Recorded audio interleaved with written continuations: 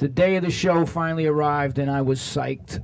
I had all the concert essentials, money, weed, and a pint of Southern Comfort.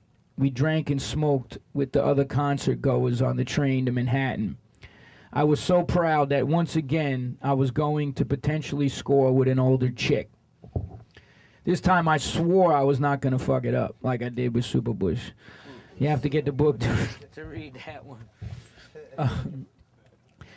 I really did my best to act cool and mature. By the time we got off at the 34th Street, I had the munchies bad. We stopped at one of those nasty pizza places they have near the garden.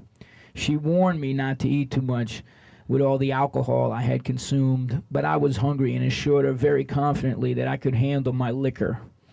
I bragged about my ability to drink people under the table.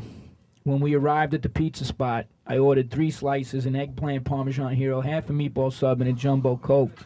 She had a slice but didn't finish it. And not wanting to waste food, I finished it for her. When we got into the garden and up to our seats, the key word here being up, the tickets turned out to be severe nosebleeders. It was funny seeing the look of disgust on her face as the ushers looked at our tickets and kept pointing to the upper levels. By the time we finally sat down, all you could basically see of the stage was a little speck. She was definitely not too happy about it, but I assured her the sound would be great, like I really knew what the fuck I was talking about. AC/DC opened up and they were cool, but I was more interested in getting something going with my date. I tried to kiss her, but she kept pushing me away, saying that she wanted to watch the show. I was like, get with it here. I didn't spend $12.50 on your ticket for you to watch the opening fucking act, lady. It's like this comedian said on BET's Comic View. Oh, when I take a bitch out to dinner, I let the bitch know right away there's 2 sides of this menu. This side here with the filet mignon, lobster, and champagne, that's the A side, the pussy side. Now the other side, the $3.99 dinner specials, complete with an 8-ounce non-alcoholic beverage and your choice of greasy fries, that's the B side, the no pussy side. Now you tell me, baby, which side we gonna be eating from? Right now, my date was strictly the B side, and I was pissed. I just played it off and put my arm around her, which she let me get away with. And I was happy enough with that for the time being. I figured once Black Sabbath came out, she would lose it, and I would at least make my way to second base, which was, you know, grabbing a little bit of titty. If you're familiar with the 3 bases and the home run and, you know, all that shit back in the Meatloaf days. In the 1970s, part of the whole concert experience was when the headliner hit the stage, the crowd went crazy, and the girls tongued down their boyfriends in appreciation. Anybody was around back then that remembers that? Guess not. I'm an old motherfucker, man. What can I say, man? The other show ritual was that people used to pass joints, drinks, and all kind of shit around to the people sitting in their section. That was before herpes. They don't do that shit now. That night was no exception. I was passed blackberry brandy, dozens of joints, Southern Comfort, more joints, hash, and now a familiar smell, dust. I smoked 3 dust-laced joints, and I was completely zooted. Nadine Palmiero didn't take a single toke, and at this point, there was 0 conversation between us. The room was spinning. I was higher than I'd ever been in my entire life, and that's when the house lights went out, and everyone cheered and held up their lighters. Holy shit. Black Sabbath was taking the stage.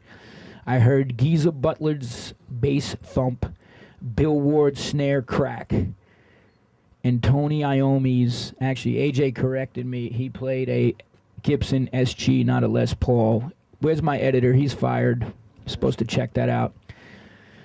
I heard Tony Iommi's Les Paul guitar wail, then Ozzy screamed, "Hello, New York!" I couldn't even begin to tell you what song they opened up with, but I remember the music was so fucking loud, I felt it in my bone marrow. The explosion of white stage light flashed brighter than the sun, illuminating the entire arena. I also distinctly remember that I never got my kiss. I was in my own world, but I still managed to drink and smoke some more during the first few songs. After about the 3rd song, Everyone was sitting down, and Ozzy was talking shit on stage. My head was spinning, and I was starting to feel the pizza, meatball, and eggplant parmesan subs and Coca-Cola mixed with 8 different types of alcohol and smokables all talking back to me, loudly, screaming as a matter of fact.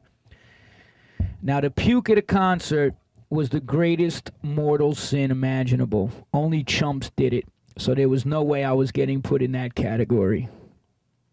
Nadine looked over at me and asked if I was okay because she said I looked green. Green? Shit. I felt like hell as the contents of my stomach were doing continuous loops. I told her I was fine and even managed to sneak in a quick peck on her cheek. Then I heard it.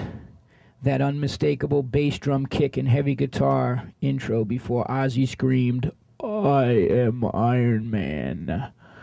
I immediately jumped up and shouted, "Oz!"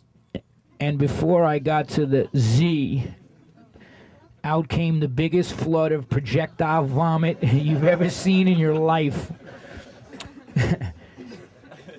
Since I was way up in the blue section at the Garden, it sprayed out and covered every single person within a 20-foot radius.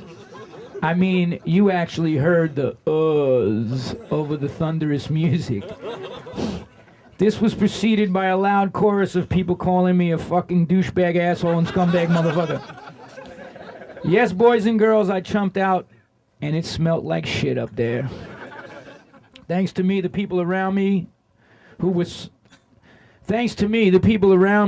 so cool before would now have to sit through the entire concert covered in my stomach regurgitation, and they were pissed.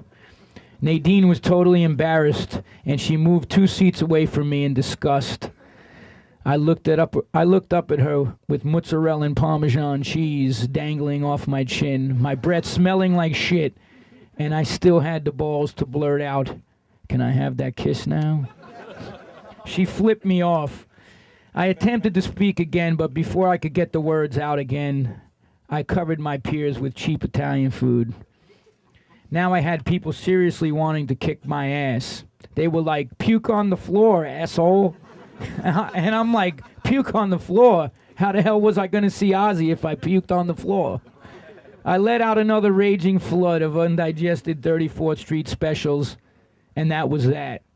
I slouched in my seat, hunched over, and don't even remember the rest of the concert. What I do remember is that Nadine woke me up when the show was over. The house lights were on, and the place was basically empty except for the Garden employees cleaning up and a few of the other fuckers who were in a similar state of consciousness. I spent the entire 2-hour train ride puking my brains out between subway cars. Nadine was so pissed off because somebody was tapping while I'm trying to fucking read. Who let this guy in here? Nadine was so pissed off that she wouldn't even talk to me. She became strike number 2 on my list of dating experiences, and at that point, I promised myself there wouldn't be a third. Anyway, that was from my first concert experience.